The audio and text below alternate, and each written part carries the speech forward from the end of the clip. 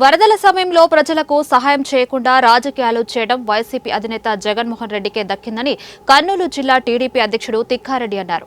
విజయవాడకు ఎప్పుడు లేని విధంగా వరద వస్తే ముఖ్యమంత్రి చంద్రబాబు నాయుడు అక్కడే ఉండి సహాయక చర్యలు చేపడితే జగన్ విమర్శలు చేయడం సరికాదని ఆయన అన్నారు. వరద బాధితులకు సహాయం చేయకుండా రాజకీయాలు చేయడం హాస్యాస్పదంగా ఉందన్నారు.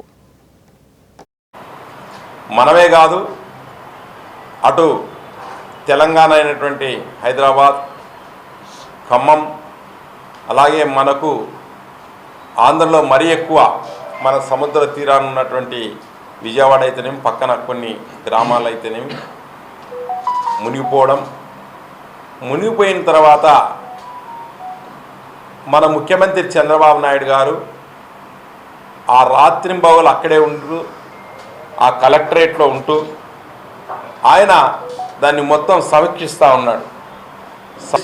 ఆ బుడమేరు పోయి మేము చంద్రబాబు నాయుడు గారు లాక్లుప్పు వచ్చినాడు కాబట్టి విజయవాడ మునిగిపోయింది అంటాడు. ఏమయ్యా, విజయవాడ అంటేనే మాది, తెలుగుదేశం అంటేనే విజయవాడ, విజయవాడ అంటేనే తెలుగుదేశం.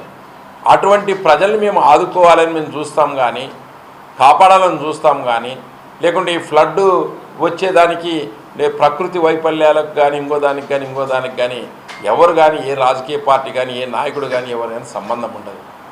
నీకు రాజకీయ పరిజ్ఞానం లేక, రాజకీయ ఉద్యోగం లేక ఏమి జరిగినా చంద్రబాబుని నిందించాలా. నువ్వు ప్రతిపక్ష నాయకుడిగా ఉన్నావు, నీ పార్టీ వాళ్ళు కూడా అక్కడ ఉంటారు, వాళ్ళకి ఏదన్నా కూడా మీరు సహాయం చేయొచ్చు.